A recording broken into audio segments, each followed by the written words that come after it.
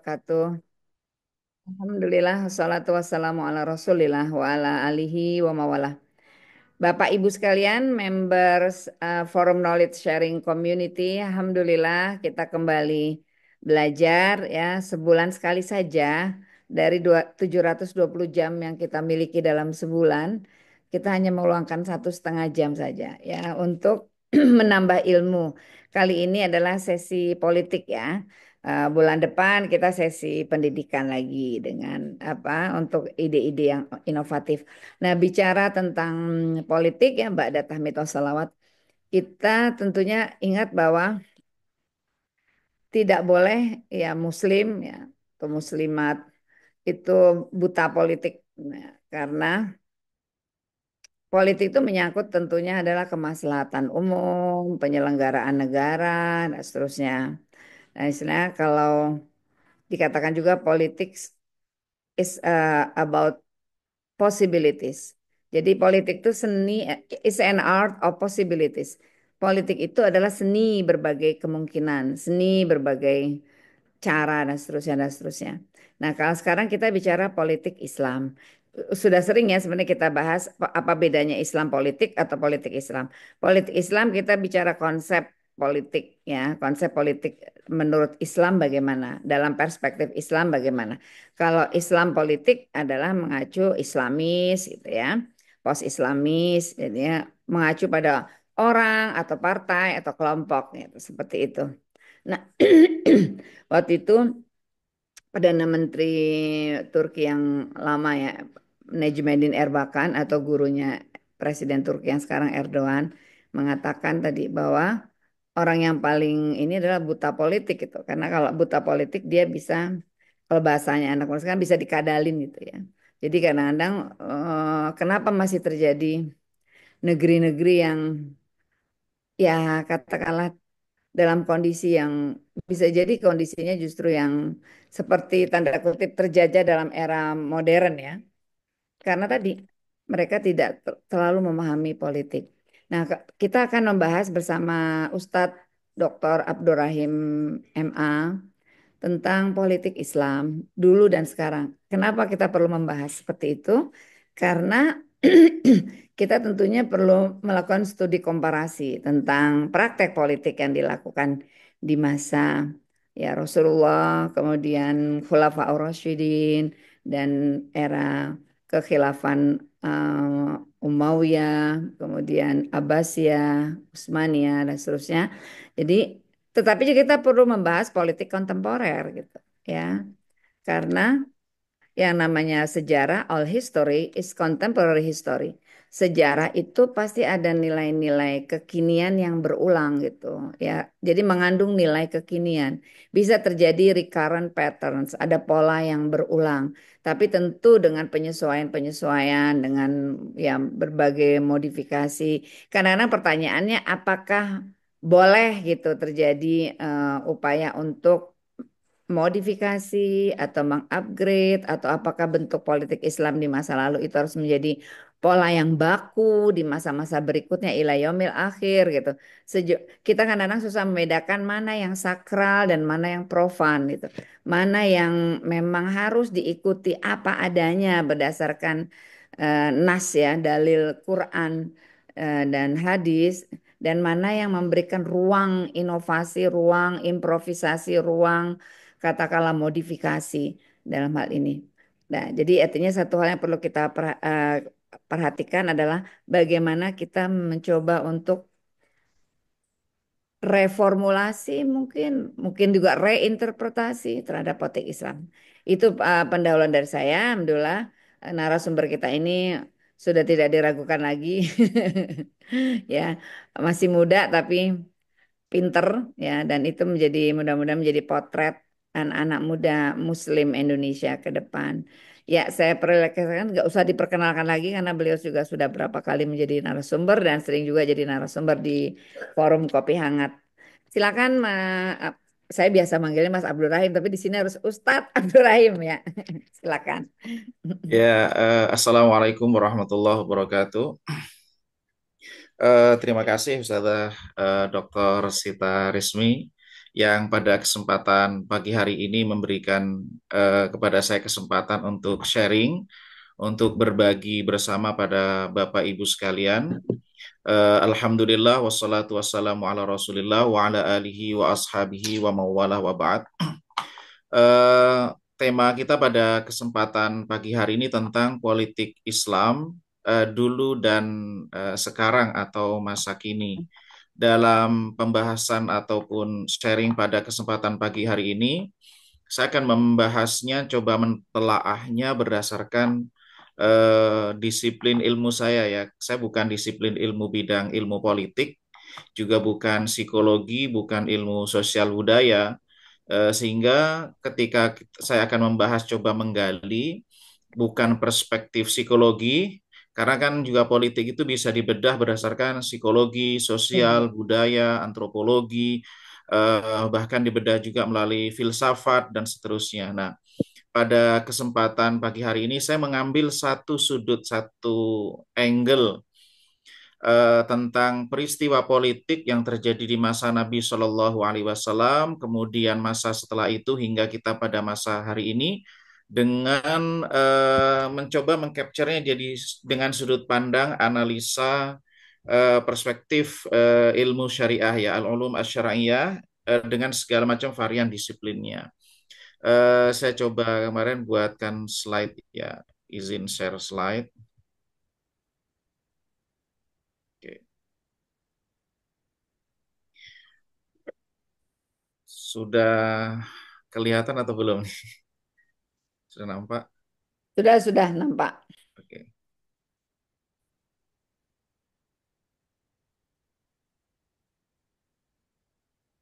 Ya. Eh, Tema kita adalah politik Islam dulu dan sekarang. Ini tema yang sangat luas sebenarnya. Tema yang mungkin kalau dibuat sesi dengan berbagai macam sudut pandang, dengan berbagai macam angle, tentu akan cukup luas, cukup panjang, bisa berjilid-jilid buku. Oke, tapi pada kesempatan pagi hari ini saya coba lihat dari sisi sudut pandang Islam berdasarkan baik secara pendekatan mikro maupun makro. Nah, Bapak Ibu sekalian, ini ada beberapa definisi atau apa sih sebenarnya politik Islam, atau kalau kemudian nanti ada pembahasan atau istilah baru Islam politik. Nah, yang dimaksud dengan politik Islam ini di antara definisi ulama itu adalah maka fi'lan yakunu ma'ahun nasu aqrab ila salahi wa ab'ad 'anil fasad wa illam yada'hu nabiyyu sallallahu alaihi wasallam wala nazala bihi wahyu. eh, yang dimaksud dengan politik Islam itu adalah apa saja yang membuat manusia itu lebih dekat kepada kebaikan dan lebih jauh dari kerusakan. Jadi akrab ila salahi wa ab'ad anil fasadi. Jadi kata kunci dari siasah syar'iyah atau siasah Islamiyah atau politik Islam itu adalah lebih dekat kepada kemaslahatan jauh daripada perkara yang mendatangkan mafsadah. Dan itu baik yang sudah dirumuskan di dalam Islam maupun tidak dirumuskan di dalam Islam, dalam wahyu. Maksudnya sudah dirumuskan atau belum dirumuskan itu tidak menjadi persoalan. Yang menjadi terpenting adalah bagaimana orang itu bisa lebih dekat kepada kebaikan dan jauh daripada keburukan. Misalnya saya Yusuf Al-Qaradawi juga memberikan satu definisi ya tentang politik Islam itu adalah ma yarahul imam, apa yang dipandang oleh pemimpin, au yusdiruhu minal ahkam, ataupun kebijakan, ketetapan wal qararat yang berangkat atau yang berasal dari pemimpin, yang kemudian substansinya adalah zajran an fasadin waqi', untuk mencegah terjadinya kerusakan yang terjadi, au wiqayatan min fasidin mutawaqqa', atau mencegah adanya potensi terjadinya keburukan. Jadi ada keburukan yang terjadi, lalu bagaimana solusinya, ataupun apa yang akan terjadi, bagaimana mitigasinya, au ilajan liwat ain khas, atau penanganan terhadap situasi tertentu. Kalau mungkin kita bisa definisikan secara lebih sederhana, maka bisa kita anggap bahwa yang dimaksud dengan siasah syariah itu atau politik Islam itu adalah idaratus sultah, pengelolaan kekuasaan, atau idaratul amanah, pengelolaan amanah, yang kemudian dengannya itu akrab ila salah wa ab'ad anil fasad.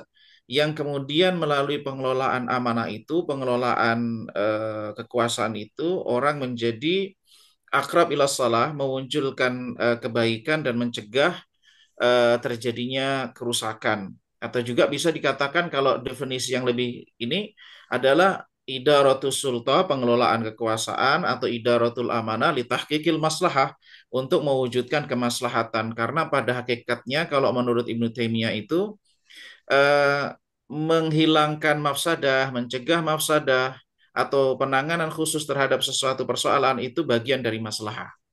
Maka pengelolaan terhadap sumber daya, pengelolaan terhadap amanah, pengelolaan terhadap kekuasaan, kekuasaan atau sultah kalau kemudian bisa kita artikan untuk litahqiqil maslahah amah wa khasah, kemaslahatan umum maupun khusus. Itu kalau mungkin saya coba redefinisi ya terkait dengan eh, apa itu yang berhubungan dengan siasat syariah atau politik Islam. Kemudian bagaimana kita membaca politik Islam? Ini yang penting bahwa politik Islam dengan Islam itu ada keterkaitan, tapi juga ada wilayah yang berbeda. Nah, ini harus kita pahami bersama bahwa politik Islam itu bukan agama Islam, tapi agama Islam itu membahas tentang politik Islam. Jadi ada sisi-sisi yang pertemuan dan ada sisi-sisi yang berbeda. Contohnya misalnya kalau kita ada satu karya yang ditulis oleh Perdana Menteri di Tunus yaitu siapa itu namanya yang bernama Uthman kalau nggak salah itu menulis Tamyizun la fasal, bahwa Islam wasiasa, Islam dan politik tamyizun la fasal, bahwa membedakan ruang lingkupnya tetapi bukan pemisahan. Maka ketika kita membaca politik Islam harus kita melihat bahwa ini sebagai satu sisi adalah politik yang kemudian ada hubungan dengan Islam, tetapi itu bukan bukan Islam itu ya politik Islam. Dan ada sisi-sisi yang sama tapi ada sisi yang berbeda. Kenapa? Karena kalau kita berbicara tentang politik Islam, membaca atau berbicara tentang politik Islam, membaca politik Islam, maka ada nilai-nilai Islam yang masuk, teks-teks wahyu yang kemudian dijadikan sebagai referensi. Maka inilah yang menjadi pembeda kalau kita bicara apa bedanya politik Islam dengan politik sekuler, apa bedanya antara politik Islam dengan politik yang lain, misalnya ya mungkin demokrasi ansih atau kemudian politik misalnya menggunakan mazhab-mazhab yang lain, itu perbedaan yang signifikan ditentukan oleh referensi. Jadi ada kesamaan, ada perbedaan.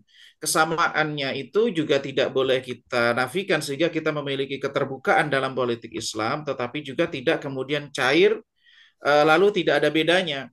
Maka yang paling signifikan membedakan itu adalah dalam politik Islam, salah satu referensinya adalah wahyu. Wahyu ini baik yang primer maupun sekunder, maksudnya adalah apa yang dari Quran maupun dari Sunnah. Nah, kalau kita bicara tentang politik Islam, kita juga bicara tentang nilai dan pemahaman. Nilai pemahaman yang bersumber dari nilai itu kan ada nilai-nilai yang berbasis pada rasionalitas, ada nilai-nilai yang berbasis pada keagamaan. Nah, kita harus bedakan antara nilai dan teks wahyu. Ketika kita bicara politik Islam, selain sumbernya adalah wahyu, tapi juga sumbernya adalah nilai dan pemahaman. Maksudnya bagaimana? Pemahaman nilai yang diambil dari wahyu, nilai-nilai kearifan sosial, nilai-nilai rasionalitas yang memang dia tidak diwarnai oleh wahyu. Ataupun pemahaman terhadap wahyu. Jadi kita harus bisa membedakan antara syariah dan fikih. Misalnya kalau para Dr. Jaisir Auda itu sering menekankan kita harus bedakan antara fikih dengan syariah. Kita juga harus bedakan antara politik Islam dengan Islam. Kita harus bedakan antara teks wahyu dengan pemahaman terhadap wahyu. Nah, pemahaman terhadap wahyu itu bagian dari referensi yang bisa dijadikan untuk membaca bagaimana politik Islam. Ini dua hal yang berbeda yang harus kita. Jadi kalau kita membaca tentang terjadi peristiwa politik di masa Umar Ibnul Khattab, di masa Rasulullah, di masa Abu Bakar, itu selain persoalan teksnya seperti apa, tetapi bagaimana juga memahami teks itu dalam konteks situasi dan kondisi di masa tersebut. Kemudian juga salah satu referensinya adalah sejarah. Nah, ini tadi disinggung juga oleh Bu Dr. Ustazah Sitareswi tentang sejarah, tentang pattern dan seterusnya. Bahwa salah satu referensi di dalam politik Islam itu adalah sejarah. Sejarah itu berbeda dengan agama. Sejarah agama berbeda dengan agama itu sendiri. Sebagaimana juga sejarah seseorang itu adalah paduan antara, saya berikan contoh misalnya sejarah politik Abu Bakar, sejarah politik Umar ibnul Khattab, Utsman ibnu Affan, dan seterusnya. Jadi kalau kita bicara tentang sejarah, maka di dalam sejarah itu sudah terjadi perpaduan antara teks wahyu, pemahaman terhadap wahyu, situasi kondisi, situasi sosial, dan seterusnya sehingga menjadi catatan dalam sejarah.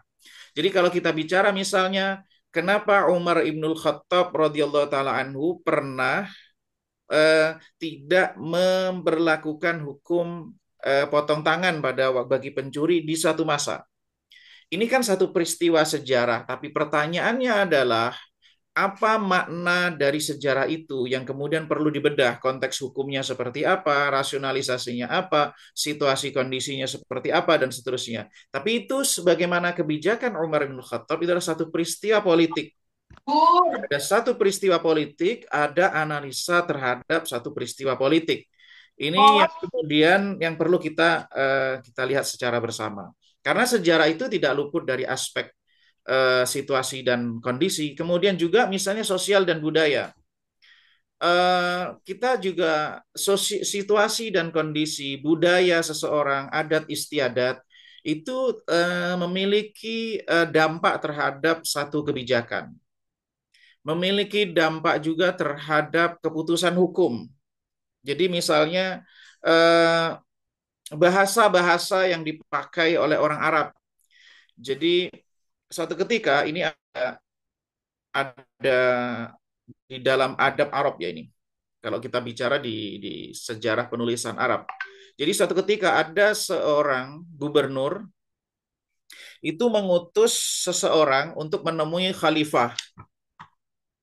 Lalu orang yang diutus ini diberikan satu secari kertas nanti untuk diserahkan kepada sang khalifah. Di masa itu tulisan Arab itu tidak ada titik. Nah, sebenarnya pesan dari khalifah dari gubernur ini adalah ketika orang ini datang faqbaluhu, terima dia. Tetapi kan nggak ada titiknya. Maka kemudian ketika dibaca oleh khalifah, ini kan bisa dua makna. Ketika dia Oke. datang, idza Tapi kalau ja'aka dingin hadzal memang rajul jadi nggak cocok. faqtuluhu. Jadi antara faktuluhu dengan fakbaluhu itu tulisannya sama karena nggak ada titiknya, tetapi maknanya beda. Kalau fakbaluhu maka terima dia, berikan sesuatu, terima dengan baik. Tapi kalau faktuluhu maka bunuhlah dia, hukum matilah. Itu kalau kemudian tidak ada titiknya kan orang bisa baca fakbaluhu atau faktuluhu atau faktulhu atau fakbalhu, terima dia atau bunuh dia, kan maknanya sangat signifikan. Nah, ini kalau kita bicara tentang sosial budaya, bagaimana tulisan Arab pada masa itu dan seterusnya, itu yang berdampak juga terhadap kalau kita bicara tentang politik Islam.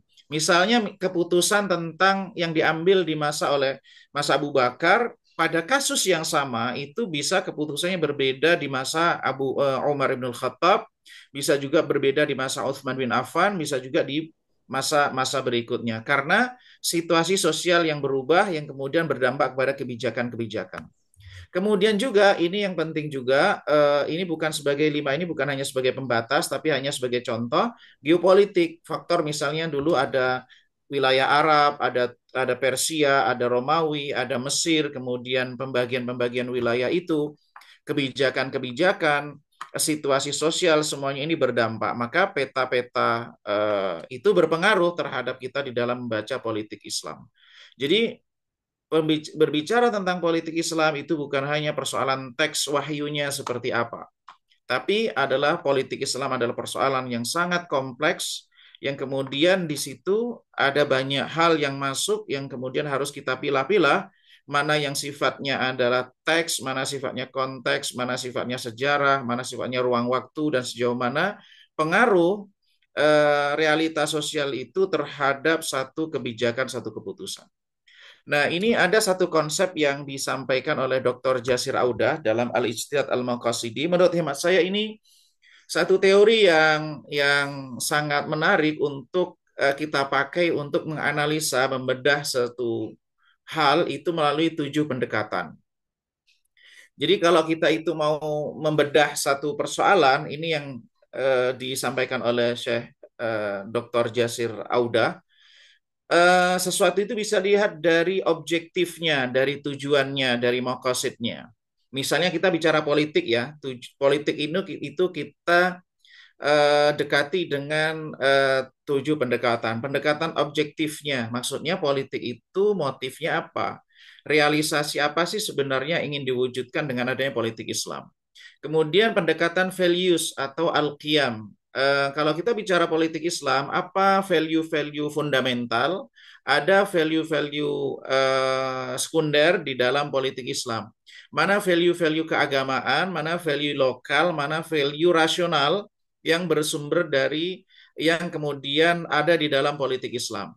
Kemudian juga kalau kita bicara tentang politik Islam, ada al-awamir wan nawahi. Kira-kira ketika ada politik Islam itu dalam konteks hukum, comments itu artinya adalah apa perintah, apa larangan, apa yang harus dilakukan, apa yang harus tidak dilakukan di dalam politik Islam, apa yang harus dilakukan pemimpin, apa hak-hak pemimpin, apa yang harus dilakukan oleh rakyat, orang yang dipimpin dan seterusnya. Itu dari sisi al-awamir wan nawahi atau comments. Kemudian universal laws atau as-sunan al-kauniyah, bahwa politik Islam itu juga harus kita lihat perspektif Sunan Kauniyah. Jadi jangan sampai kemudian nilai-nilai keagamaan atau pesan-pesan keagamaan itu ada pertentangan dengan nilai-nilai universal, nilai-nilai kauniyah.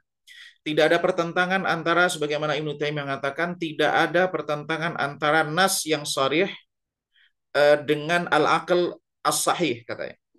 Tidak ada pertentangan antara nas teks yang jelas dengan akal yang sehat. Berarti kalau ada pertentangan, maka harus dikoreksi apakah teksnya itu multitafsir, ataukah teksnya itu memang bermasalah, benar-benar teksnya itu benar apa enggak, atau kalau kemudian ternyata teksnya sudah benar dan tidak multitafsir, kita uji universal laws-nya, apakah Sunan Kauniyah ini sudah benar-benar sudah final. Apakah ada sisi-sisi yang mungkin kan ada tanda tanya, masih menyisakan ruang untuk debatable dan seterusnya. Kemudian groups ini artinya klasifikasi.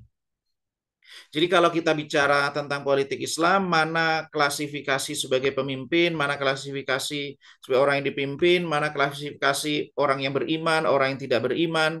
Kalau misalnya kita politik Islam itu ada struktur sosial, misalnya mereka yang beriman secara terang-terangan, ada yang tidak beriman secara terang-terangan, ada yang secara zahir beriman, secara batin tidak beriman. Itu 3 struktur inti dalam masyarakat Muslim pada waktu itu. Dan itu bisa kita baca. Kalau kita kontekstualisasi misalnya, kalau kita bersikap dengan aliran sesat itu dengan struktur klasifikasi itu bagaimana? Apakah masuk yang ini, masuk yang beriman, tidak beriman, atau yang ambigu? Nah, gitu misalnya. Nah, itu termasuk klasifikasi sosial. Misalnya pros, pembuktian. Pembuktian itu jadi dasarnya apa? Landasannya apa? Dalil agamanya seperti apa? Dalil wahyu seperti apa? Dalil aklinya seperti apa? Dan seterusnya. Kemudian juga konsep. Apakah konsep-konsep yang selama ini dimasukkan di dalam politik Islam itu genuine berasal dari Islam? Ataukah itu sebenarnya konsep di luar Islam yang dipoles dengan nama-nama Islam? Ini 2 hal yang selalu dikritik oleh Dr. Jasir Audah itu seringkali kita itu mengambil konsep-konsep di luar Islam Karena setiap konsep itu kan ada basis filosofisnya. Jadi konsep itu dibangun atas dasar prinsip filosofis. Nah, seringkali satu orang itu hanya mengambil konsepnya tanpa memahami latar belakang filosofis suatu konsep. Nah, di dalam Islam itu ada konsep disertai dengan landasan filosofisnya. Apakah konsep itu memang genuine dari Islam ataukah memang konsep itu aslinya adalah dari non-Islam lalu dipoles ataukah ada namanya apa ya istilahnya? Kalau sekarang naturalisasi ya. Pemain bola dinaturalisasi. Diadaptasikan, Adaptasi. dikontekstualisasikan. Kontekstualisasi ya, bisa juga. Kalau pemain bola kan naturalisasi. Nah, kemudian kita melihat politik Islam, ada peristiwa politik seringkali karena saya coba mencegah bahwa ketika kita bicara politik Islam itu harus kita skupnya lebih luas. Bahwa Islam sebagai salah satu referensi dari politik Islam. Nah, ada peristiwa politik itu kalau kita baca, maka ada teks keagamaan, ada pemahaman terhadap teks keagamaan, ada sejarah, sosial budaya, dan ada sainsnya. Sains ini dengan segala macam rumpunnya. Maka kemudian ini akan menjadi satu paduan politik Islam, maka kalau kita berinteraksi dengan politik Islam pun hanya dengan pola bagaimana politik Islam itu diambil, karena sumbernya itu punya punya karakter. Teks agama kan ada karakter, pemahaman terhadap agama ada karakter. Maka kalau kita bicara tentang politik Islam, kita harus melihat satu karakter yang kompleks di dalam politik Islam. Jadi politik Islam itu bukan hanya sekedar wahyunya begini, hadisnya begini, kemudian kemarin Umar keputusan begini, Abu Bakar begini, kalau menyelisih emang ente lebih baik daripada Umar, dan seterusnya, dan seterusnya. Karena politik Islam adalah sesuatu yang sangat kompleks, referensinya kompleks, pembacaannya pun harus melalui sudut pandang yang berbeda. Kadang-kadang sudut pandang kita itu belum tentu. Nah, apa yang kita lakukan terhadap pembacaan peristiwa politik itu bersifat pendekatan dan sifatnya zanni, sifatnya adalah multitafsir. Jadi kita berupaya untuk paling dekat membaca satu peristiwa, tetapi bacaan kita terhadap satu peristiwa itu bukan peristiwa itu sendiri. Maka kita harus menyisakan ruang-ruang di mana ada kemungkinan pembacaan lain, sudut pandang lain terhadap peristiwa politik, tetapi tanpa menafikan ihtiram kita, penghormatan kita kepada sosok-sosok yang memang di dalam Islam itu memiliki kedudukan kemuliaan. Maka kalau Syekh Muhammad Mukhtar Syinkiti itu membedakan antara takdir dengan takdis, penghormatan dengan pengkultusan. Itu dua hal yang berbeda. Nah, kadangkala pendekatan peristiwa politik itu seringkali kita melakukan pendekatan dengan pendekatan takdis, pengkultusan. Takdir itu value penting di dalam Islam bahwa kita itu menghormati Rasulullah SAW punya hak, sahabat punya hak, orang tua punya hak, tokoh punya hak, itu adalah sesuatu yang sangat fundamental. Nah, Rasulullah SAW ini juga sosok yang unik karena kalau kita bicara politik Islam nggak lepas dari profil diri Nabi SAW. Beliau sebagai sosok Nabi itu ada dua power, dua otoritas yang melekat dengan beliau. Ada sultah an-nabawiyah atau sultah asy-syar'iyyah, sultah otoritas kenabawian, sultah keagamaan. Kemudian yang kedua adalah otoritas kekuasaan, sultah siyasiyah. Itu ada pada diri Nabi Shallallahu Alaihi Wasallam yang itu melekat. Maka ketika ada satu peristiwa yang terjadi pada masa Nabi, maka pembacaannya harus ditimbang dengan dua hal ini. Meskipun beliau itu sosok aslinya, sosok intinya, sosok asalnya adalah sebagai seorang nabi. Adapun sosok beliau sebagai pemimpin, sebagai sultan siasa itu sebagai pelengkap dari posisi beliau sebagai nabi. Tapi dua hal ini ada di tangan beliau. Maksudnya adalah kekuasaan otoritas keagamaan itu adalah pada beliau karena beliau pada hakikatnya seorang nabi, seorang rasul yang datang untuk kepentingan keagamaan sebagai petunjuk. Di sisi yang lain, sebagai pelengkap dari otoritas keagamaan itu Allah berikan kepada beliau itu adalah sultah sia-sia. Hanya saja ada yang cukup signifikan yang membedakan antara nabi dan setelah nabi. Kalau Nabi Shallallahu Alaihi Wasallam itu kan sumbernya ada sumber wahyu yang secara langsung. Yang itu nggak ada pada pemimpin-pemimpin setelah Nabi Shallallahu Alaihi Wasallam. Oke, wahyunya masih ada, tetapi yang ada adalah pemahaman mereka terhadap wahyu. Karena itu dua hal yang berbeda. Nah, kalau Rasulullah SAW itu wahyunya itu langsung. Maka ada kebijakan-kebijakan misalnya Sulhul Hudaybiyah. Itu kan ada sisi rasionalitas, ada sisi wahyunya. Maka Umar Ibn Khattab radhiyallahu taala anhu itu sempat memberikan sudut pandang atau ya kalau bahasa ininya memprotes, kurang sepakat lah dengan langkah politik yang diambil oleh Nabi Shallallahu Alaihi Wasallam. Namun kemudian setelah peristiwa berjalan, maka kita tahu bahwa apa yang diambil oleh Nabi itu adalah ada sisi kebijaksanaannya, ketepatan dalam setiap tindakannya karena berdasarkan pada wahyu. Nah, adapun kelebihan di sisi Khulafa Rasyidin setelah Nabi Shallallahu Alaihi Wasallam, mereka memang memiliki dua hal ini. Pada satu profil pemimpin itu ada otoritas keagamaan, tapi bukan sultah nabawiyah, tapi sultah syariah secara keagamaan, tapi juga sultah siyasiyah. Maka di masa awal, Khulafa Rasyidin itu, kepala negara itu dia eksekutif, tapi di tangannya juga ada yudikatif, di tangannya juga ada legislatif bersama dengan tim. Maka qadhi itu ya khalifah itulah Umar ibn Khattab lah sebagai hakim, Umar ibn Khattab pula lah yang sebagai kepala negara. Nah, maka dan beliau juga yang tokoh agama. Nah, maka bisa dikatakan bahwa Khulafaur Rasyidin itu adalah eh, masa kepemimpinan ideal dari sisi capaian moralitas, dari sisi kesuksesan, dari sisi berbeda dengan pembangunan ekspansi dua hal yang berbeda. Tetapi kesuksesan besar yang secara umum itu capaian-capaian di masa Khulafaur Rasyidin. Penaklukan Persia dan Romawi dan seterusnya. Nah, di masa itu kan kalau kita lihat Abu Bakar itu ya sebagai tokoh agama juga sebagai pemimpin. Umar ibn Khattab juga begitu, Utsman bin Affan juga begitu, Ali bin Abi Thalib juga begitu. Tapi kemudian ada fenomena yang berubah setelah masa berakhirnya Khulafaur Rasyidin, yaitu di masa misalnya di masa Umayyah, Abbasiyah dan seterusnya mulai ada apa istilahnya pemisahan kekuasaan. Berhenti ini.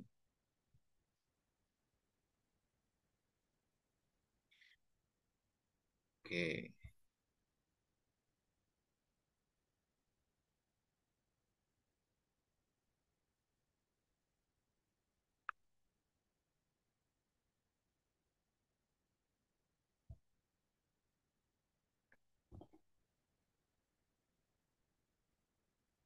Nah, ada satu eh, maqasid syariah yang disampaikan oleh Muhammad Tahir Ibnu Ashur di dalam kitab beliau Maqasid Syariah. Beliau mengatakan begini, bahwa eh, salah satu tujuan penting dari syariat itu adalah agama maksudnya. Syariat itu adalah intizamu amril ummah. Jadi keteraturan urusan umat itu merupakan salah satu tujuan syariah yang sangat penting. Jadi terciptanya keteraturan. Maka kalau kita lihat pesannya Rasulullah SAW itu kalau orang itu dalam satu perjalanan, maka tunjuklah pemimpinnya. Pemimpin yang kemudian dia bisa mempersatukan ketika ada perbedaan. Artinya bahwa Islam memberikan perhatian yang cukup besar terhadap urusan intizamu amril ummah. Urusan keteraturan. Kalau kita bahasakan adalah keteraturan urusan umat. Jadi jangan sampai urusan umat itu kemudian tercerai-berai karena di balik intizamul amrul umrah itu ada perwujudan tahqiqul maslahah wa daf'ud darari wal fasad. Mendatangkan maslahat dan mencegah terjadinya madarat. Nah, Islam dan politik ini harus kita coba bedah bahwa Islam di satu sisi dan politik. Islam adalah agama yang mengatur semua aspek. Kemudian basis Islam adalah wahyu. Ini yang harus kita sadari bahwa Islam itu mengatur semua aspek.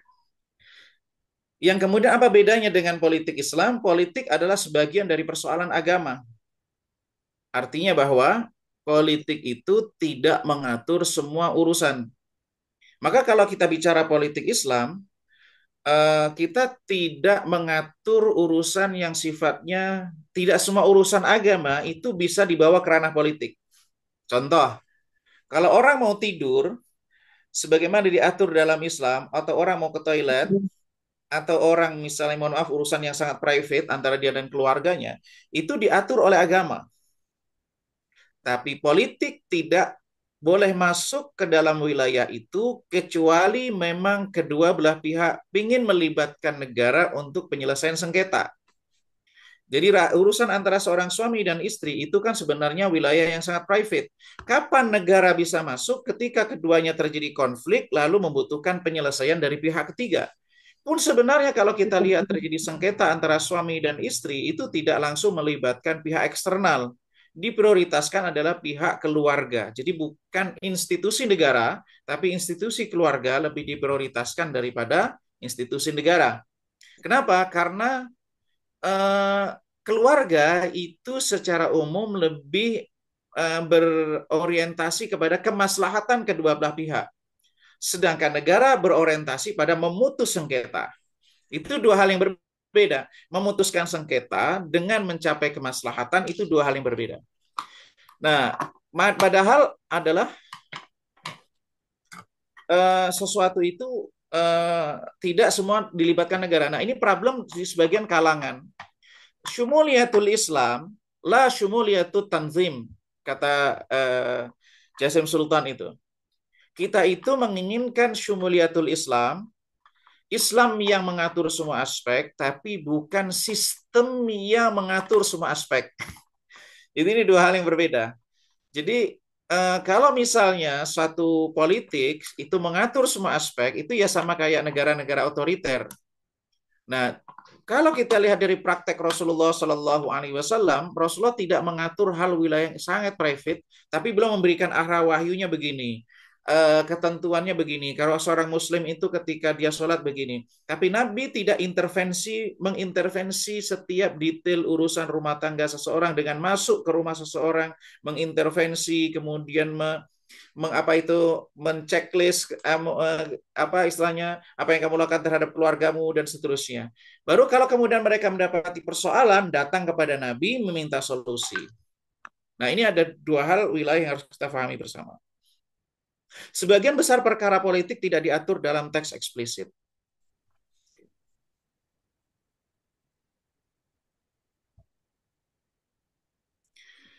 Nah, agama, syariah dan siasah. Nah, ini harus yang kita Uh, juga lihat. Afwan Ustadz, Ya. sampai 6.30 ya, supaya ada ruang tanya Oke. jawab 30 menit, 10 menit lagi. Sekarang 10 menit ya. Oke, saya percepat. Ya, Oke, ini jadi relasi, ini yang harus kita pahami bahwa akhlak, ada syariah, ada akidah, dan ada siasa, itu ada pertemuan, tapi ada juga perbedaan. Jadi mana wilayah mempertemukan antara akhlak, syariah, akidah, dan ini ada sisi bertemu. Tapi ada juga sisi yang berbeda. Ada sisi siasa murni yang tidak diatur oleh syariah, yang tidak diatur secara akidah. Jadi tidak negara Islam masuk dalam negara, itu tidak semua persoalan akidah harus diatur oleh negara. Jadi kadang-kadang kita ini semangatnya adalah pingin politik itu masuk karena kita ingin sebagaimana Islam kafah, politik kafah. Padahal kalau kemudian politik itu secara kafah, sebagaimana Islam kafah, itu akan banyak persoalan yang muncul. Nah, ini yang seringkali muncul. Agama bersifat sempurna, sedangkan politik tidak bersifat sempurna. Ada agama dan ada tadayun. Nah, ekspresi perilaku politik, kelangkah politik, apa yang dilakukan orang dalam politik itu adalah tadayun. Artinya cara beragama seseorang, bagaimana orang mengimplementasikan teks-teks agama di dalam ranah politik. Itu adalah bagian dari tadayun dalam konteks politik. Politik Islam, di dalam politik Islam itu ada, ini saya ambil dari surah Quraisy, ada tiga capaian yang ingin diwujudkan kemaslahatan, maslahat keagamaan, kesejahteraan, dan keamanan. Falyabudu rabb hadzal bait allazi at'amahum min ju' wa amanahum min khauf. Yang ketiga hal ini menjadi sumber atau penopang kemaslahatan yang lima yang kita kenal. yaitu kemaslahatan agama, kemaslahatan jiwa, kemaslahatan akal, kemaslahatan kehormatan atau keturunan, regenerasi, kemudian ada yang berhubungan dengan kemaslahatan harta, baik dari sisi pengadaan yang belum ada maupun pencegahan. Maka negara memiliki peran strategis untuk mewujudkan dan melindungi kemaslahatan bersama ini. Nah, sekarang bagaimana kita di dalam berperilaku politik, di dalam istihad politik, dan membaca istihad di masa lalu dan masa sekarang. Jadi kita ini nggak lepas dari teks, implementasi teks, dan realisasi tujuan teks.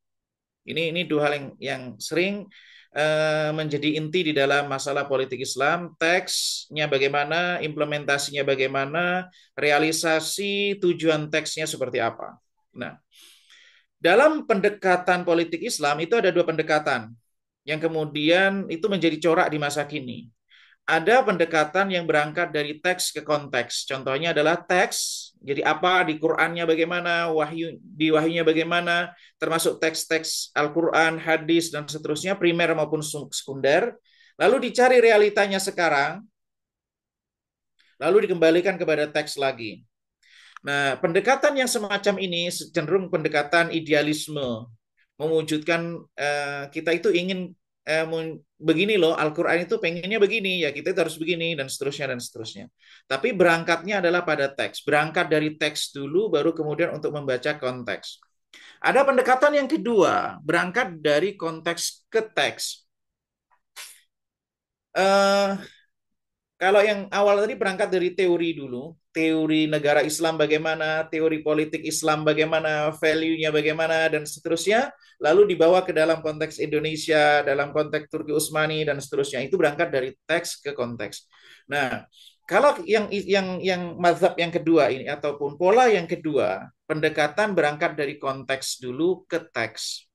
Artinya begini, realita hari ini apa sih? Situasi sosialnya seperti apa dibaca secara utuh, tempat, situasi, kondisi. Misalnya sekarang Trump bagaimana, kemudian Gaza bagaimana, kemudian blok Rusia, Indonesia posisi bagaimana, lalu kemudian semangat teksnya itu dalam bagaimana sih? Tidak semua teks kita baca, tetapi teks yang relevan dengan situasi hari ini. Teks yang memiliki relevansi, tidak semua teks kemudian bisa relevan untuk kita bawa dalam konteks saat ini. Bukan berarti teks yang bermasalah, tetapi situasi ini yang dibutuhkan bukan teks itu, tapi yang dibutuhkan adalah teks yang ini. Nah, ini kalau kita berangkatnya dari konteks bahwa lalu kemudian kita bawa konteks dulu ke konteks lagi untuk penyelarasan sejauh mana antara relasi antara teks dan konteks tadi. Nah, ini memang ada madhabnya ya yang mengkritisi, ada termasuk yang kedua ini adalah pendekatan Ibnu Taimiyah, Aliwardi dan seterusnya. Nah, tabiat ijtihad di masa Khulafaur Rasyidin ini karakter yang membaca saya bertolak dari realitas karena pada masa itu keterbatasan referensi-referensi masih sangat, teori politik belum matang. Maka kemudian, tapi ada sisi positifnya, mereka berangkat dari realitas hari itu, lalu kemudian mereka bawa kepada teks, lalu mereka kemudian terbuka dan dinamis terhadap situasi dan kondisi, kemudian mereka juga tanpa pembelahan wilayah kekuasaan. Tidak ada pembelahan malah sultah diniyah dengan sultah sia-sia. Mereka ngerti agama, mereka ngerti politik. Dua hal itu terpadu. Itu realitas di masa ijtihad politik di masa terdahulu ya. Ini contoh pembacaan realitas, relasi teks dan konteks ini pada masa Khulafaur Rasyidin, kemudian pertimbangan maslahat dan seterusnya. Ini pola yang ada di masa itu. Nah, eh, kalau kita lihat sebagaimana contoh misalnya istihad pemilihan kepala negara, mereka nggak ada profil sebelumnya. Contoh milih kepala negara itu kayak gimana sih? Yang mereka realitasnya apa yang dibutuhkan, pengennya wahyu bagaimana, lalu diambil kebijakan. Standarisasi mushaf belum ada sebelum itu. Tapi mereka melihat ini tuntutan situasinya begini, pencegahan apa, jangan sampai terjadi pelajaran apa, yang harus dimitigasi apa, kemaslahan diwujudkan apa. Mushaf misalnya. Kemudian istiadat tata administrasi negara. Tidak ada di masa lalu, sangat sederhana. Maka kemudian Umar bin Khattab berinisiatif. Misalnya tentang gaji yang diambil kepala negara, itu pada masa Abu Bakar, dan seterusnya. Kemudian juga misalnya dari sisi pengelolaan harta negara, itu juga istiad-istiad baru yang memang tuntutan situasi dan kondisi.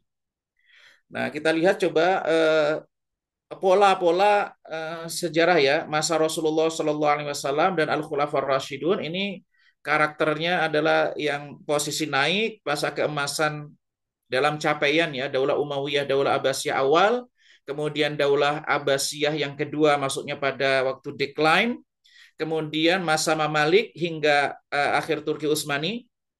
Maksudnya akhir Mamalik ini kan ketika Mongol mulai menyerang menghancurkan Baghdad, kemudian mulai berdirinya Daulah Mamalik ketika berhasil mencegah Mongol itu. Lalu kemudian masa gerakan Islam, nah ini di masa sebelum ini ya, apa tadi istilahnya ini masa Islamis ya.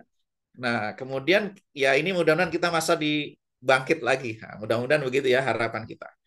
Oke, ini ijtihadi ya, boleh dikritisi, boleh setuju, nggak setuju silakan. Itu ya pendekatan untuk mempermudahkan.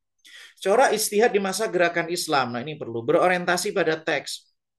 Ini pembacaan saya.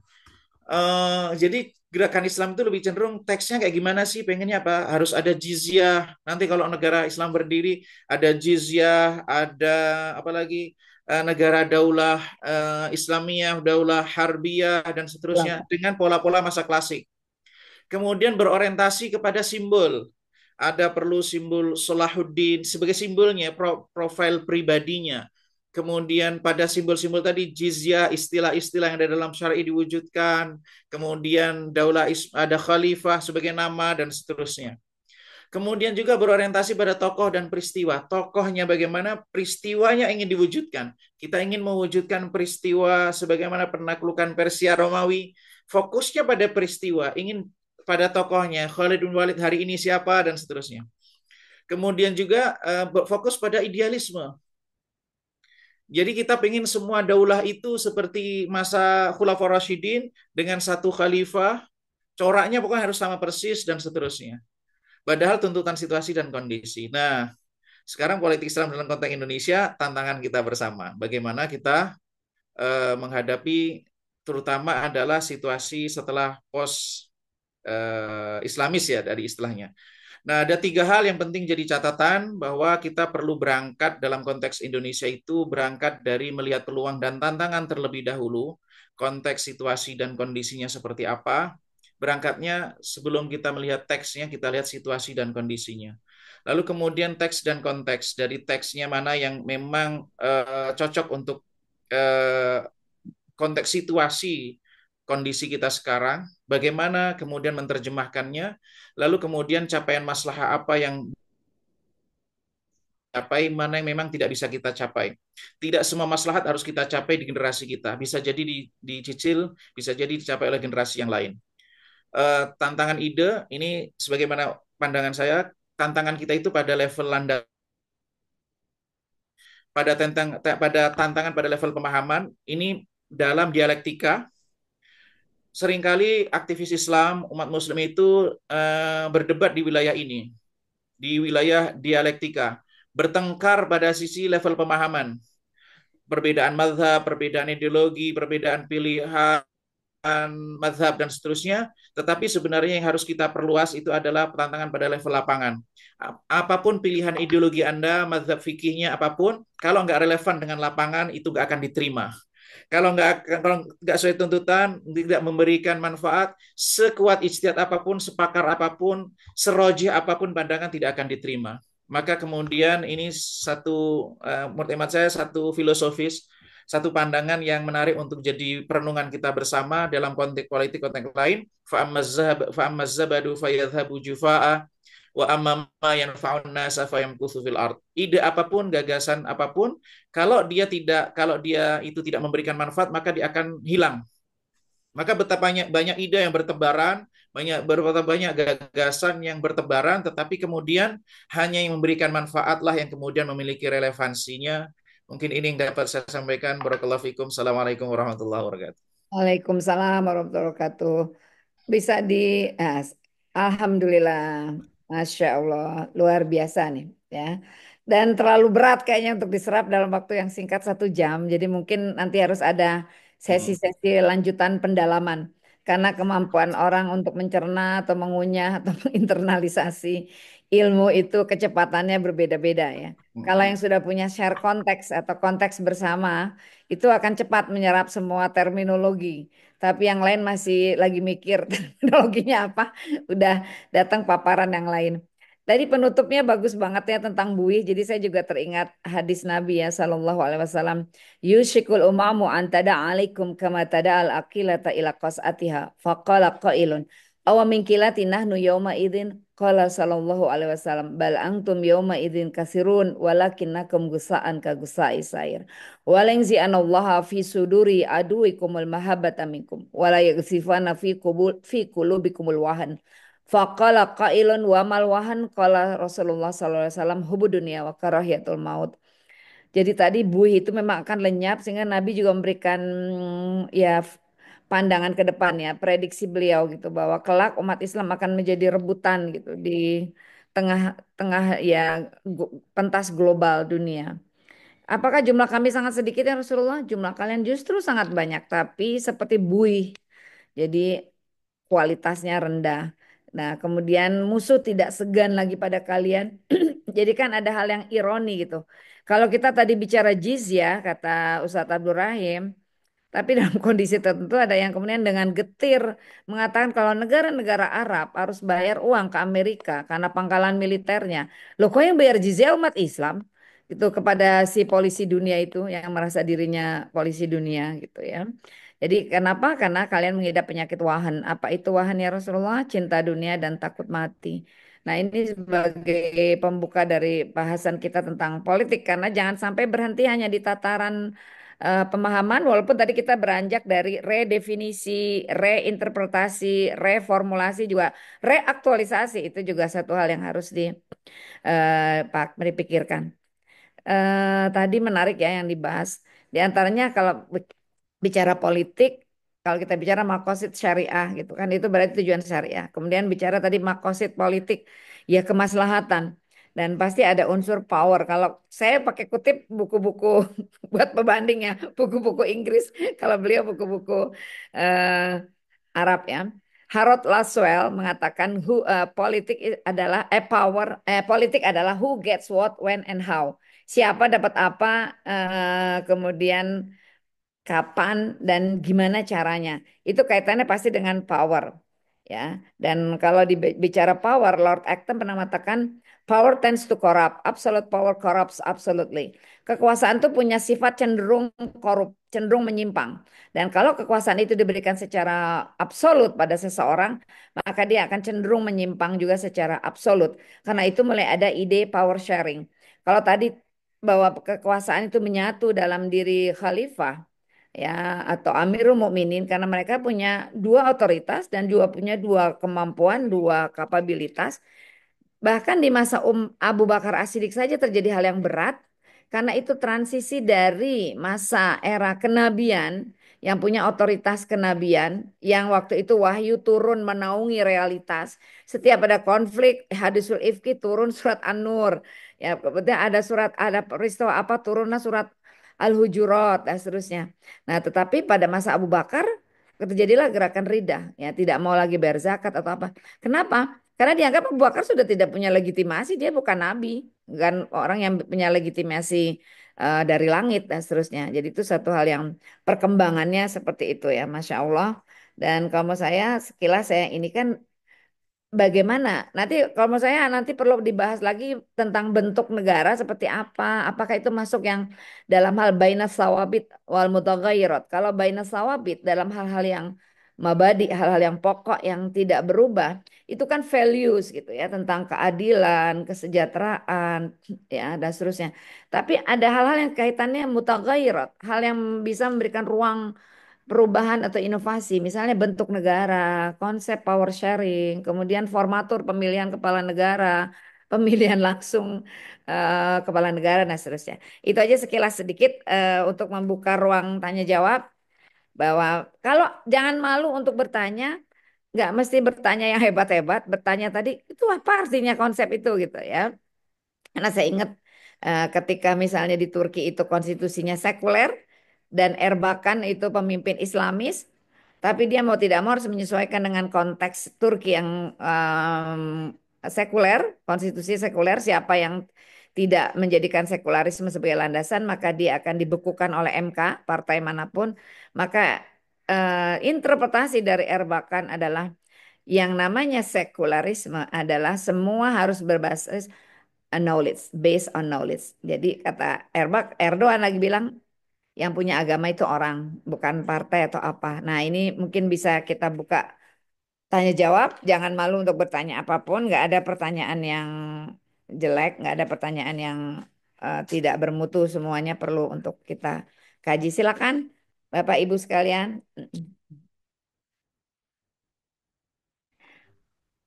bertanya di sesi mana aja, di slide mana saja boleh.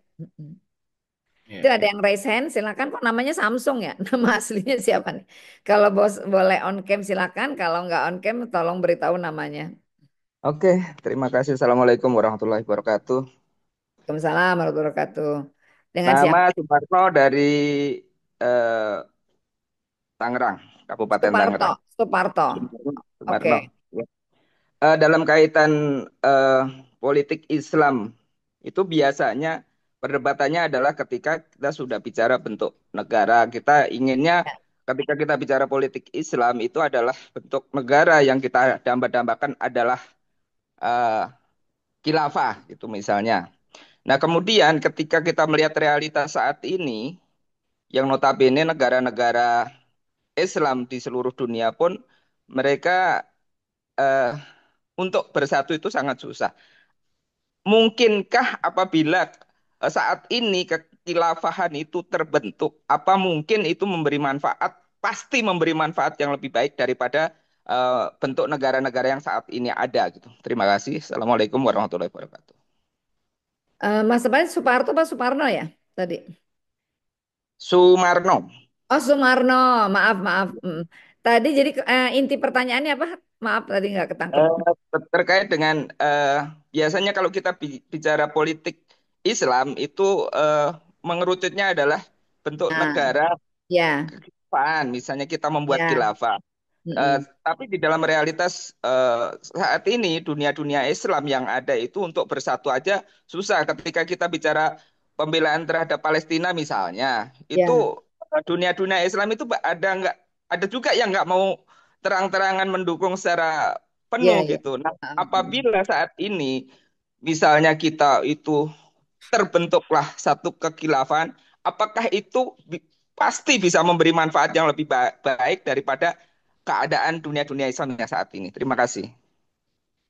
Ah, oke, mau dijawab langsung? Kalau saya boleh nyumbang dikit ya pemikirannya Ustadz Abdul Rahim walaupun dia nggak nanya ke saya kaitan dengan bentuk khilafah. Kalau menurut saya kaitan itu ya politik is an art of possibility, seni berbagai kemungkinan. Jadi artinya bagaimana yang penting intinya itu dia mengaktualisasikan nilai-nilai Islam. Kaitan dengan khilafah, saya pernah buat tulisan di jurnal politik di FISIP UI tentang khilafah. Jadi saya melihatnya dia semacam sistem kayak federasi kayak gitu ya. Atau kemudian juga bisa juga semacam kayak Eropa sekarang punya Uni Eropa gitu ya.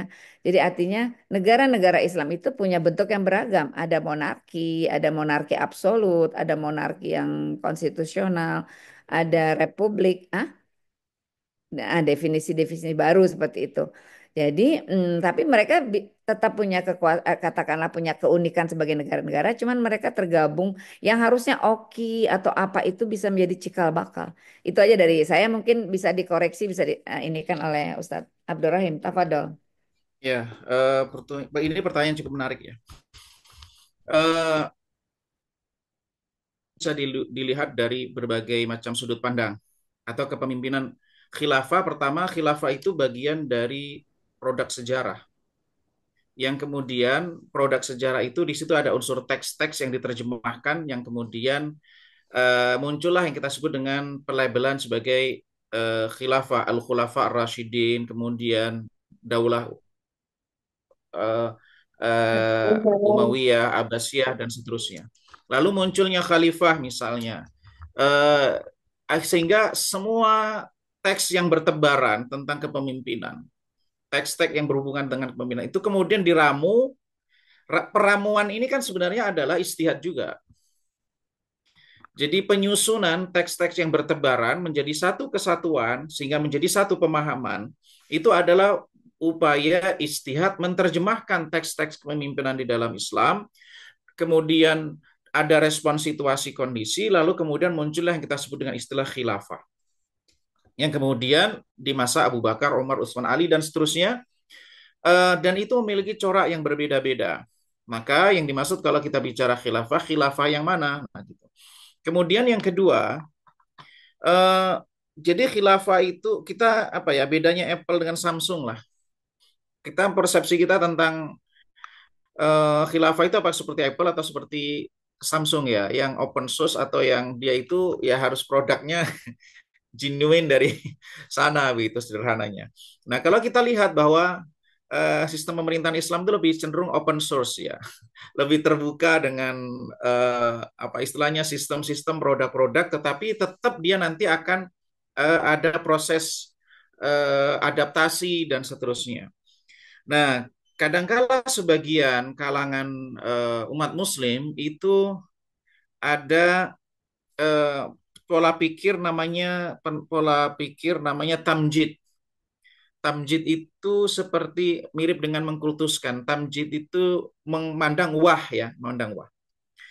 Kita yakin dan kita sadar sepenuhnya bahwa masa Rasulullah adalah masa yang terbaik dari sisi komitmen keagamaan seseorang, ketakwaan seseorang, begitu juga di masa Abu Bakar, Umar, Utsman, Ali. Maka ketika Nabi SAW mengatakan khairul quruni qarni, tsummal ladzina yalunahum, tsummal ladzina yalunahum, sebaik-baik masa itu masaku, masa kemudian setelah mereka dan seterusnya.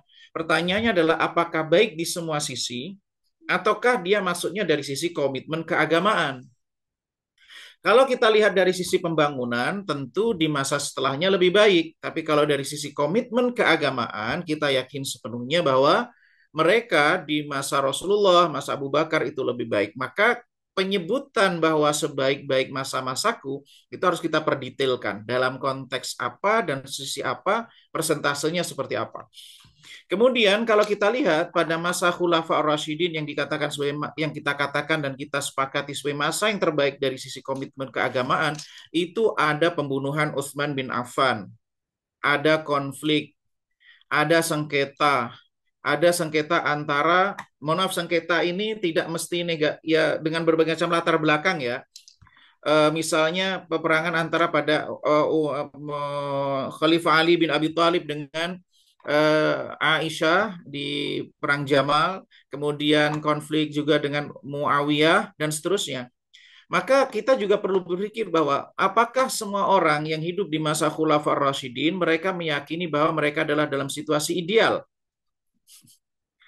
Kalau mereka meyakini bahwa situasi ideal, tentu mereka tidak akan melakukan perlawanan di satu, dianggap itu sebagai satu kezaliman. Kan begitu. Nah, setiap orang itu pasti kan akan memiliki persepsi di mana dia hidup di zamannya dengan persepsi orang yang tidak hidup di zamannya. Ini harus kita lihat bersama juga. Maka Khulafaur Rasyidin itu, kalau kita bicara Khulafaur Rasyidin, harus kita lihat dari sisi teksnya, dari sisi sejarahnya, juga dari sisi sunnah kauniyahnya. Bahwa mereka itu adalah manusia, dan mereka manusia yang terbaik, tidak keluar dari tabiatnya sebagai manusia. Itu yang pertama. Yang kedua, buku-buku tentang siasat syariah itu ditulis di masa umat muslim sudah memiliki kepemimpinan. Kan perkembangan ilmu pengetahuan itu kan di masa Daulah Umayyah, Daulah Abbasiyah terutama di masa-masa puncaknya.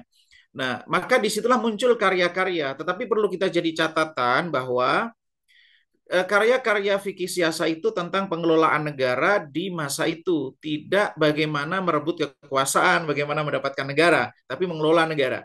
Kemudian juga ini kritik para ulama, bahwa di masa Daulah Umayyah, Daulah Abbasiyah itu bukan kondisi yang kondusif menciptakan karya-karya politik yang bersifat secara utuh. Kenapa? Karena Kalau orang mengkritik pemerintah pada masa itu bisa jadi taruhannya nyawa. Ini harus kita sadari bersama. Maka tidaklah terjadi keseimbangan antara karya-karya yang terkait dengan fikih, fikih ibadah pun tidak seimbang. Ada fikih ibadah yang berhubungan dengan muamalat itu sangat tipis, sangat kecil dibandingkan yang berhubungan dengan ibadah. Nah, kemudian ketika ini runtuhnya Umayyah, Daulah Umayyah pada masa dari awal daulah dari masa Khulafaur Rasyidin sampai runtuhnya Daulah Umayyah itu umat Muslim sepakat bahwa khalifah itu hanya satu di dunia Islam. Tapi begitu misalnya Daulah Umayyah di timur itu di Damaskus runtuh, tapi berdirilah Daulah Umayyah di Eropa dan masing-masing sebagai khalifah, maka kemudian para ulama mencari solusi bagaimana ini kok kemudian mana yang sah. Maka disitulah maka muncul istiad baru yang namanya dua khalifah dengan ketentuan dan syaratnya. Artinya ada istiad-istiad baru ketika situasi memang menantang. Nggak mungkin ulama menafikan sana sebagai bukan yang tidak sah atau di wilayah yang lain.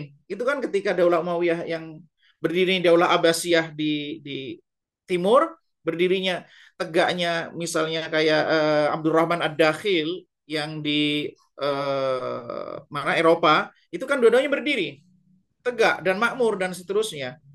Tetapi bagaimana cara berinteraksi dengan ini? Mana yang sah dan seterusnya? Nah, itu kan mulai ada istiad baru bahwa di dunia Islam itu ada dua khalifah. Khalifah di Syarq di timur dan khalifah di barat. Artinya sudah ada pembaharuan istiad. Nah, kemudian sampai sekarang, nah itu sekarang juga membutuhkan istiad baru sesuai dengan tantangan-tantangannya. Nah, eh, maka istilah khalifah itu harus kita lihat secara substansinya sebenarnya apa.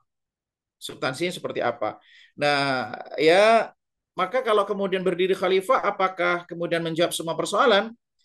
Sebagaimana khalifah kekhilafan berdiri di masa masa Khulafaur Rasyidin ada masalah, ada pembunuhan Utsman bin Affan, ada pembunuhan Ali bin Abi Thalib, ada konflik dan seterusnya. Begitu juga di masa Daulah Umayyah, Daulah Abbasiyah ada konflik, bahkan di Daulah Abbasiyah juga bahwa Baitul Maqdis itu diambil oleh Salibis dan seterusnya. Kemudian datang Salahuddin dan seterusnya. Itu di masa khilafah berdiri, masih ada. Kalau kita maknanya nah kalau kemudian berdiri tapi tidak memiliki power, ya sama saja sebagaimana berdiri yang daulahnya Abbasiyah simbolnya ada, khalifahnya ada, tetapi substansinya nggak ada.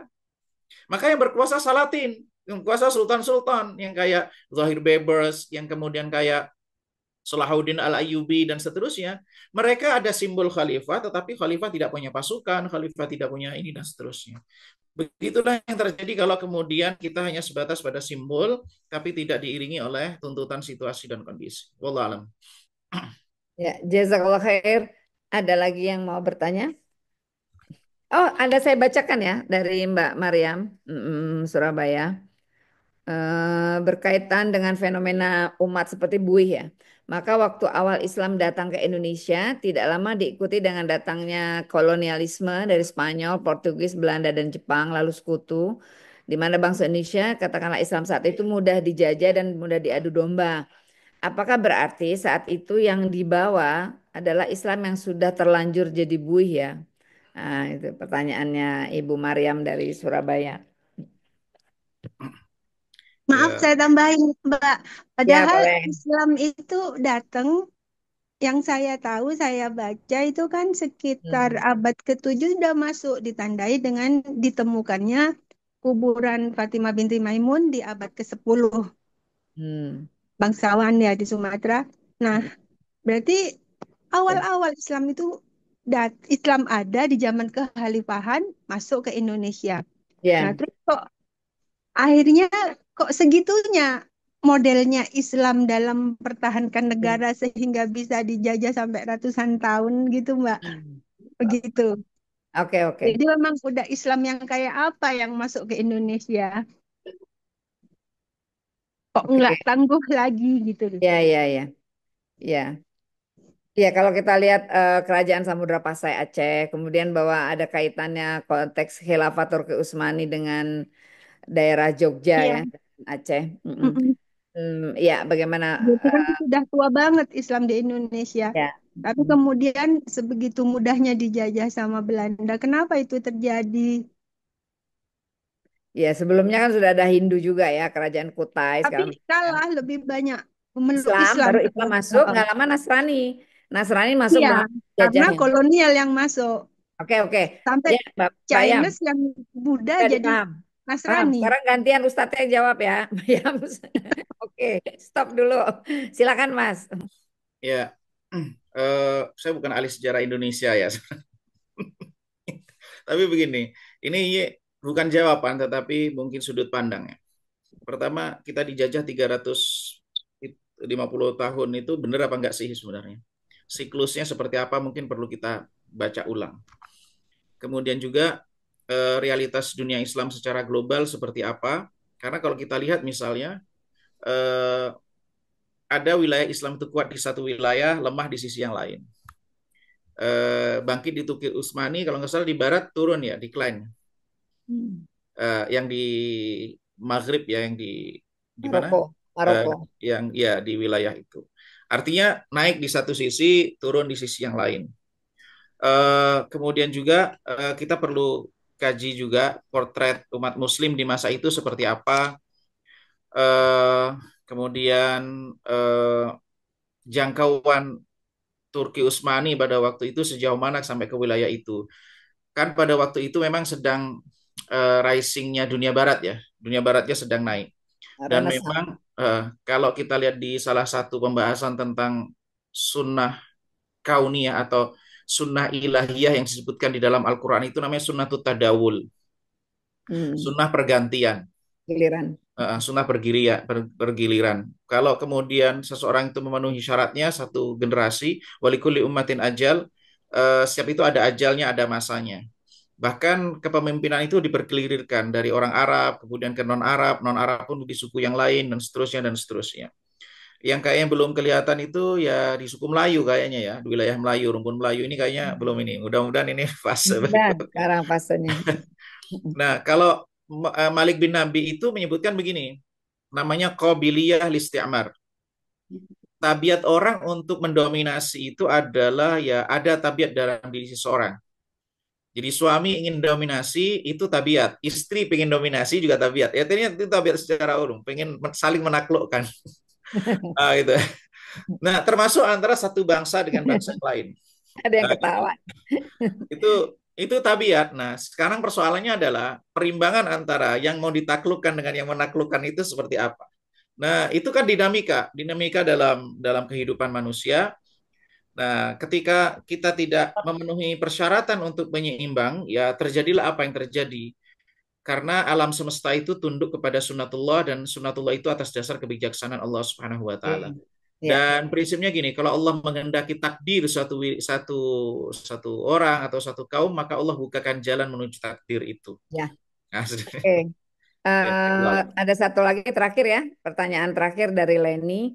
Tapi sebelumnya Mbak Yam, kalau ada Ustadz Rehem di sebelahnya. Kalau tidak puas silakan tanya kepada yang di sebelahnya itu, Ustadz Muhammad Iya, Rehem, beliau ahli itu. ahlinya. Ya, tetapi tadi Aceh tidak pernah dijajah, itu juga bahwa kita lihat terjadi ya up and down ya kebangkitan umat Islam, ada siklus 7 abad dan kita masuki sebenarnya abad 7 abad awal 7 abad kebangkitan mudah-mudahan ya.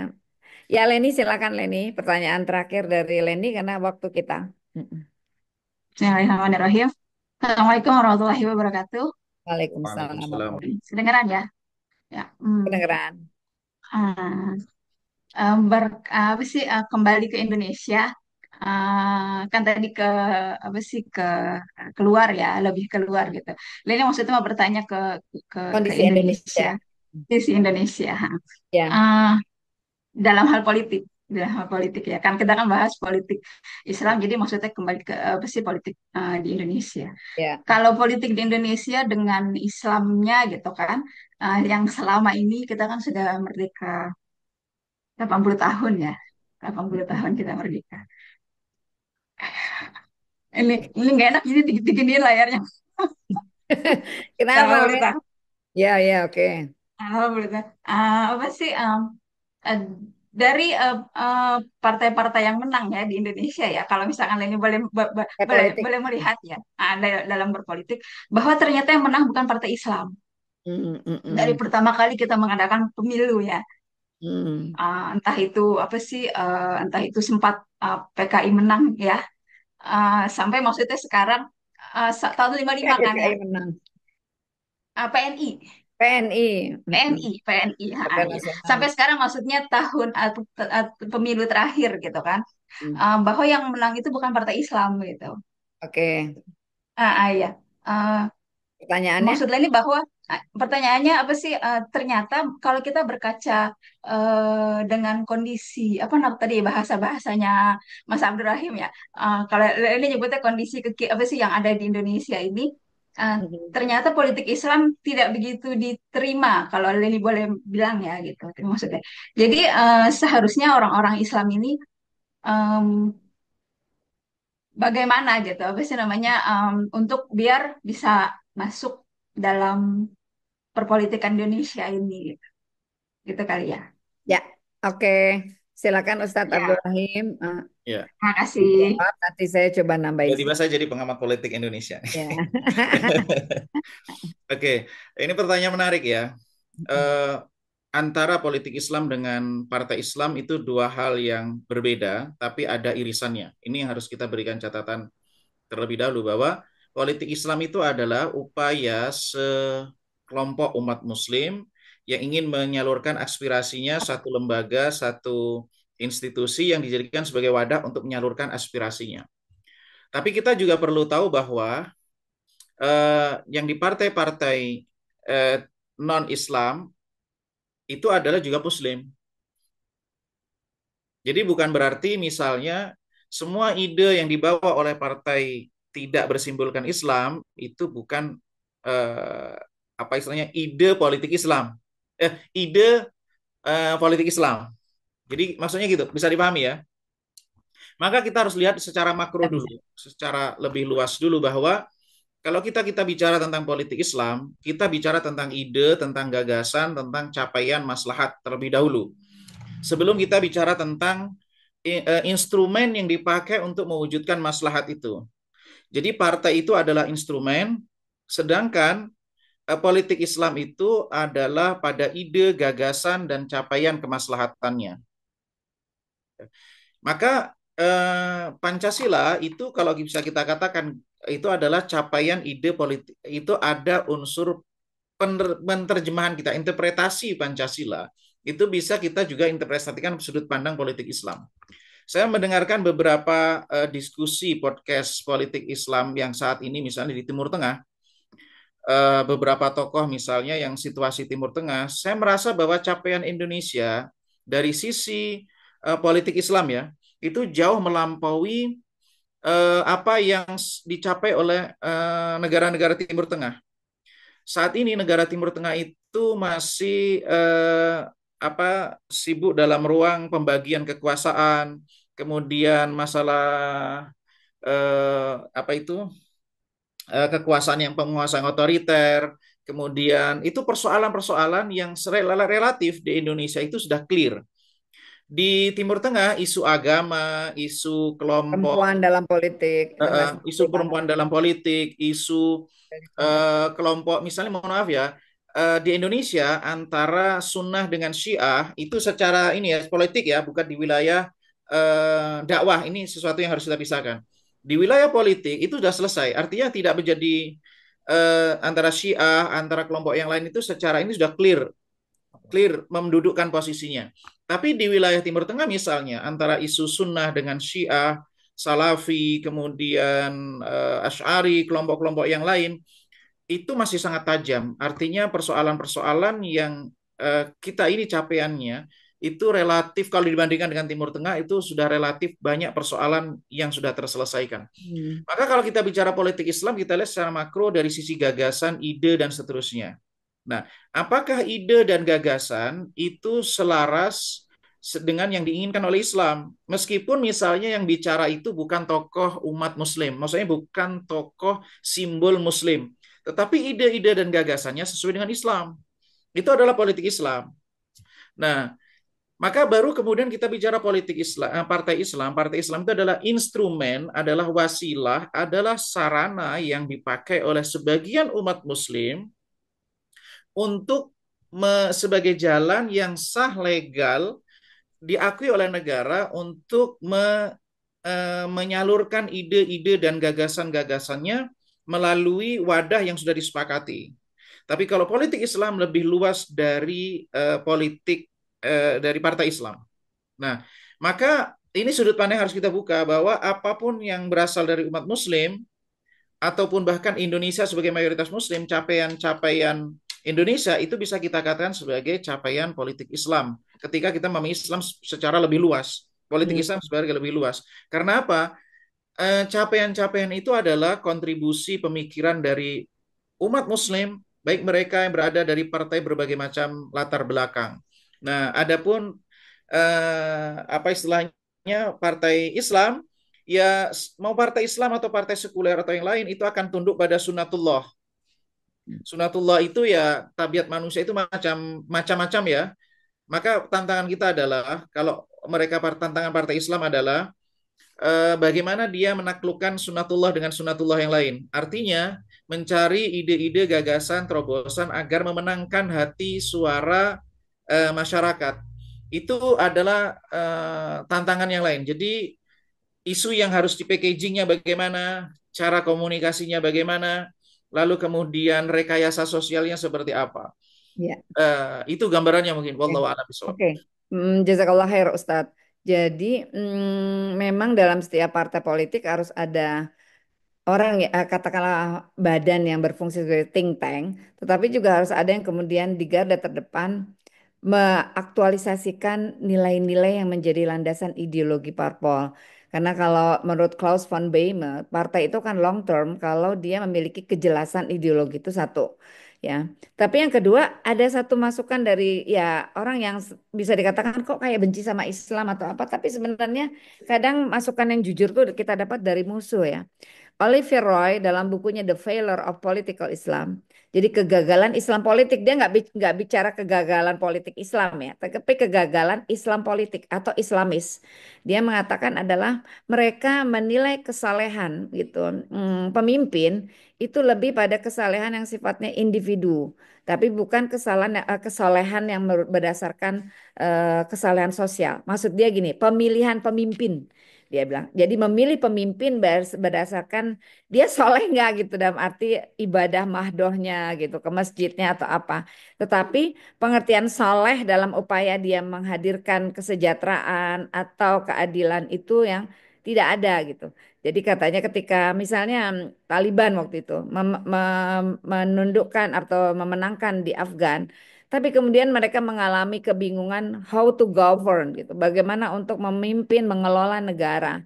Itu yang tadi disampaikan juga oleh Ustadz Abdul Rahim gitu. Setelah nilai-nilai Islam itu bagaimana? Akhir kan judulnya orang kalau kita lihat ya what is in the name, mau partai Islam, mau partai nasional, pembagiannya itu bukan di negara-negara lain bukan partai Islam atau partai non-Islam, tapi partai agama atau partai sekuler. Contoh di Jerman yang menang terus-menerus ya Partai Kristen gantian sama antara Christliche Demokrat Party atau Christliche Soziale Party. Partai Kristen Demokrat atau Partai Kristen Sosialis. Jadi sebenarnya dilihat itu bukan Kristennya, sosialisnya atau demokratnya kayak gitu ya. Jadi itu satu hal yang memang bahasan yang cukup panjang. Tetapi ada satu bahasan tentang transformasi Islam politik atau Islamis menuju post-Islamis. Itu yang kita lihat membuka ruang lebih luas bahwa orang itu bisa saja tidak menjuduli dirinya sebagai partai Islam, tapi sebenarnya dia melaksanakan, merealisasikan, mengaktualisasikan Islamic values kayak gitu, ya, dan bisa dilihat sebagai capaian bersama tentang tadayun sya'bi, kespiritualitas masyarakat, ya, tingkat kesadaran beragama dan seterusnya. Jadi menurut saya sekali lagi tadi bagaimana nilai-nilai Islam itu yang diaktualisasikan itu yang lebih penting dan kemudian bagaimana rakyat bisa sejahtera gitu. Jadi bukan semata-mata. Kan saya pernah ada satu saya kritik juga di disertasi saya. Ada papan wali kota bicara makanlah dengan tangan kanan. Halo, Anda wali kota. Gimana rakyat mau makan pakai apa itu yang penting. Mau rakyat makan pakai tangan kanan itu tugas ulama gitu. Tugasnya Ustadz Abdul Somad, Ustadz Adi Hidayat. Tapi dia wali kota harus nyediain lapangan pekerjaan supaya rakyat bisa makan. Itu tadi artinya Bapak Liut, dia wali kota dia bicara soal makan pakai tangan kanan. Kamu nyediain lapangan kerja nggak buat rakyat kamu kayak gitu. Ya, jadi ini sebuah tantangan buat kita, tapi mudah-mudahan ke depannya makin cerah. Kayaknya perlu ada sesi-sesi berikut ya, Ustadz Abdul Rahim. Tadi baru katakanlah banyak lebih dari segi konseptual gitu ya, dari tataran pemikiran. Yang ditanyakan Reni adalah dia menukik pada realita. Dan mudah-mudahan kita bisa lebih banyak berdiskusi lagi di kesempatan pas sesi politik. Karena habis ini ada sesi pendidikan, sesi kesehatan, balik lagi sesi politik. Masih kita bersama lagi dengan Ustadz Abdul Rahim ya. Insya Allah jangan kapok untuk eh, menyapa ibu-ibu di sini. Ini ada Siti Hajar PhD loh, dokter lulusan luar negeri. Jadi banyak orang-orang pinter dan orang-orang yang mau belajar ya di grup ini. Insya Allah. Jazakallah khair. Ada closing statement dari Ustadz Abdul Rahim? Mm-mm. Ya, sebagai eh, Ada penutup ya. closing statement saya. Tadi yang fa'amaz zabadu fayadhabu jufa'a wa amma ma yanfa'un nasa fayamkuthu fil ard. Ide, gagasan, apapun lah teori-teori itu bisa kita perdebatkan, bisa kita benturkan, bisa kita sharing, bisa kita challenge, bisa jadi pegangan kita dalam melihat masalah dan seterusnya. Dan memang kalau pemahaman ya, pemahaman itu artinya pemahaman kita terhadap sesuatu, tapi itu semuanya yang kita anggap sebagai sesuatu yang paling rojih, kalau dalam pandangan itu sebagai sesuatu ide yang paling wah dan seterusnya, pada akhirnya itu ujian yang terakhir itu adalah wa amma ma yanfa'un nasa fayamkuthu fil ard, yang Pembuktian. memberikan manfaat, yang berdampak, yang kemudian dapat dirasakan, yang memberikan solusi, yang memberikan jalan keluar, itulah yang nanti pada akhirnya akan terus tumbuh, akan mendapatkan penerimaan dan akan berkembang. Maka ya di dalam politik Islam juga begitu, maka penting diskusi, sharing, dialektika adalah hal yang perlu terus dikembangkan, tetapi pada akhirnya adalah politik Islam itu apakah akan tumbuh ataukah dia itu tergantung kepada sejauh mana manfaat yang bisa dia ciptakan, kontribusi manfaat apa yang bisa dia bangun, itu yang kemudian akan menjadikan terus tumbuh dan berkembang. Wallahu a'lam bishawab. Ya, Alhamdulillah jazakallah khair para penanya tadi Mas Sumarno, kemudian Mbak Mariam, kemudian Leni dan semua terima kasih para pembelajar, terutama terima kasih sekali Ustadz Dr. Abdul Rahim yang sudah bersedia sharing ilmunya. Kita jadi punya insya Allah punya pemahaman yang lebih wadi, lebih menyeluruh, ya, terintegral tentang politik Islam. Mudah-mudahan kita bisa sambung di sesi-sesi berikutnya, di kesempatan berikutnya. Jadi terima kasih terus belajar ya, karena learning process is never ending process. Proses belajar adalah proses tanpa akhir. Assalamualaikum warahmatullahi wabarakatuh.